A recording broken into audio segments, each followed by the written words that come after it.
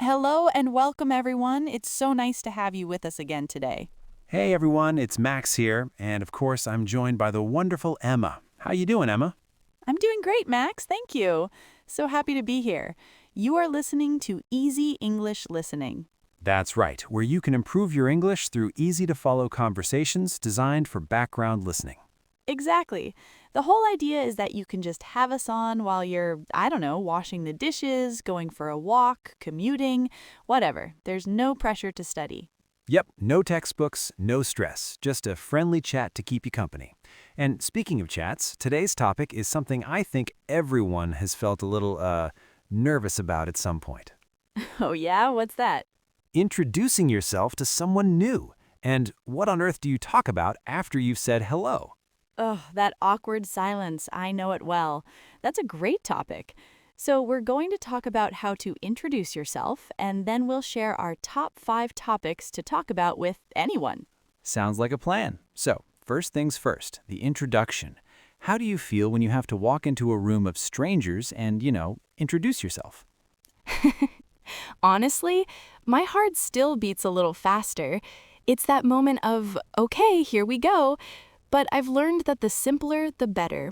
You really can't go wrong with a smile and a simple, hi, I'm Emma. Totally. People overthink it. They think they need some kind of amazing, funny opening line, but just being friendly and saying your name is literally all you need to do. Right, and maybe it's nice to meet you. Of course, it's polite. I remember one time I was at this networking event years ago. I was so nervous. I walked up to this important looking guy, stuck out my hand, and said, "Hi, and I completely forgot my own name for a second. No, you didn't. I did. It was only for a split second, but it felt like an eternity. My brain just went blank. I think I ended up just sort of mumbling Max, and he probably thought I was very strange. Oh, that is so relatable. I once introduced myself to someone I had already met like 5 times before, and he just looked at me and said, I know, Emma, we work in the same building. The embarrassment was real. Ooh, see, it happens to everyone. So let's just agree. A simple, hi, I'm, is perfect. Now for the hard part, the conversation. You've said hello. What next? Okay, so this is where our top 5 topics come in. These are safe, friendly topics that work with almost anyone. So let's start with number 1, and I think it's a great one, hobbies. Ah, yes, the classic, so what do you do for fun? Or do you have any hobbies? It's a great question because it lets people talk about something they're passionate about. Exactly. It's positive. You learn something interesting about them right away. Like, I've recently gotten into gardening, and I could talk about my tomato plants for hours. And I could listen, because it's interesting. For me, I play the guitar. I am still learning and not very good at, yet, I should add, but it's fun to talk about. Wait, you play the guitar? I never knew that. You say you play it badly, but what kind of music do you like to play? Mostly simple songs. I like acoustic music, things that are slow and relaxing. Right now, I'm trying to learn a few classic songs. But honestly, sometimes I just play the same 3 chords over and over. Hey, that's already impressive. I tried learning guitar once, and my fingers hurt after 5 minutes. Yes, the fingers definitely hurt at the beginning. I remember thinking, how do people do this every day? And then you see someone playing smoothly and it looks so easy. Right. But hobbies are like that. When you first start something, it always feels difficult, but it's fun to slowly improve. That's true. And that's why hobbies are such a great conversation topic. People love sharing what they're learning or practicing. Yes, even if someone is very new at a hobby, they usually enjoy talking about it. It could be cooking, photography, hiking, painting. Or even something simple like watching movies or reading books. Exactly. And the best part is, hobbies often lead to more conversation. For example, if someone says they enjoy hiking, you can ask, where is your favorite place to hike? Or if someone likes cooking, you can ask, what's your favorite dish to make? And suddenly the conversation becomes very natural. Right.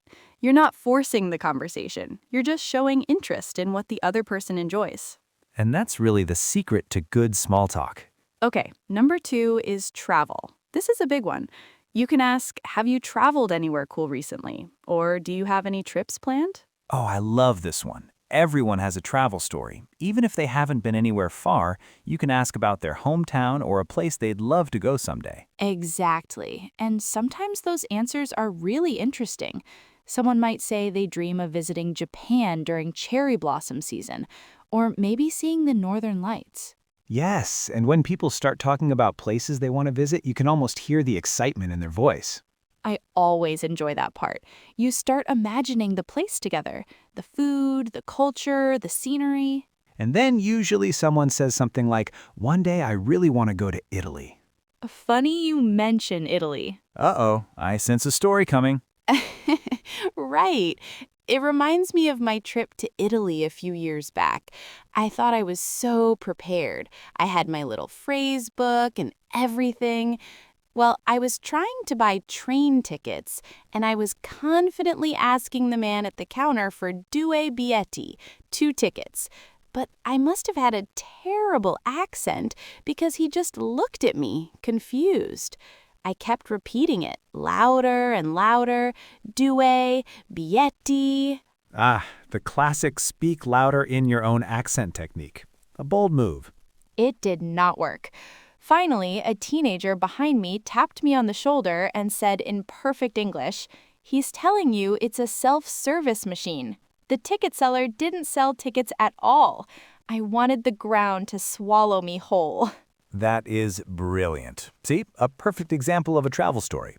Anyway, so travel. It's a fantastic topic. Okay, what's our third one? Number 3 is something everyone can relate to: food or cooking.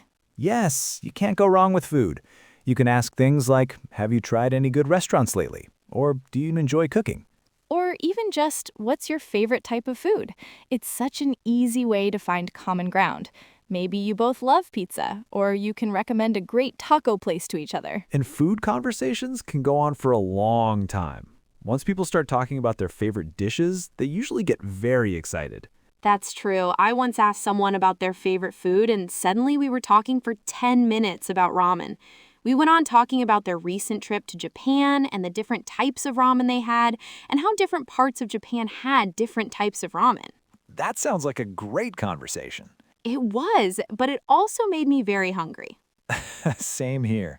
Every time someone mentions pizza, pasta, or dessert, I immediately start thinking about what I want to eat later. Food really connects people. Even if you come from different countries, everyone understands the joy of a good meal.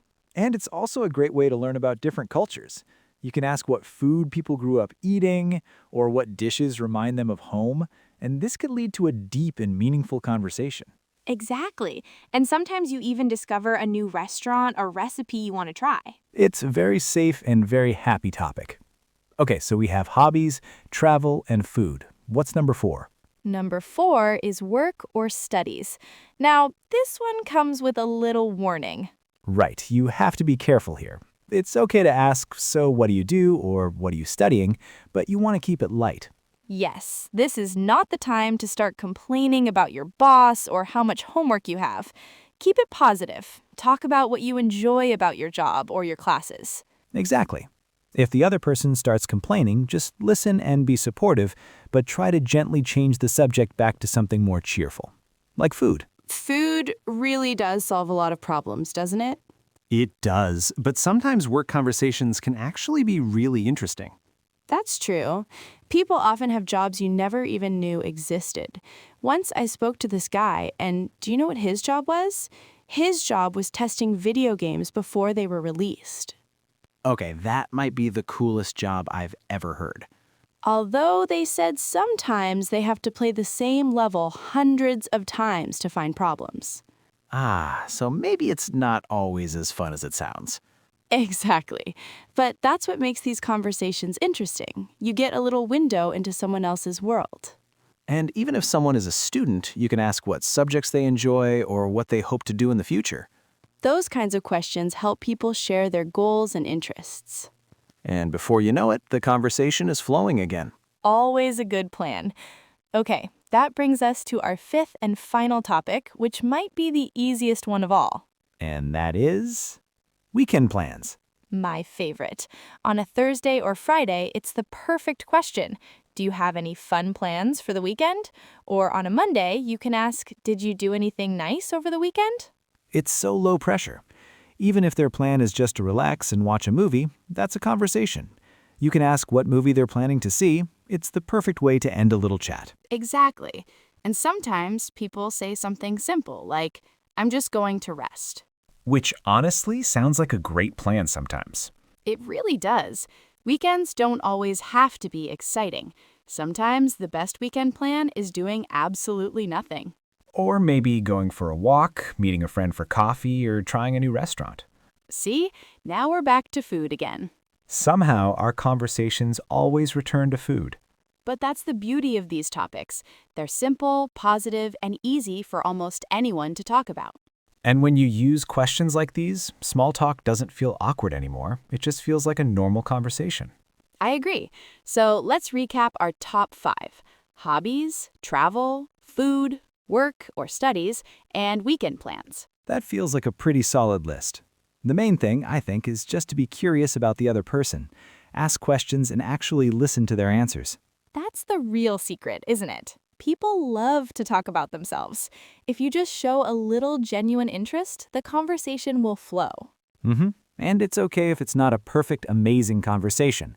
Sometimes it's just a nice, simple chat, and that's perfectly fine. So that was a lot of talking, but hopefully it feels a little easier now, a little less scary. Right, it's just about having a few ideas in your back pocket. So here's a little piece of encouragement for you. Sometime later today or tomorrow, if you get a chance, just try to use one of these ideas. Maybe ask a friend what they're cooking for dinner, or ask a colleague about their weekend. Just one small action. Exactly. You don't have to be perfect. Every small, consistent step you take is progress, and that's what matters. And remember, we'll be here with you little by little on your English journey. Thank you so much for listening to Easy English Listening. I'm Max. And I'm Emma. We hope you'll join us again next time. Bye for now.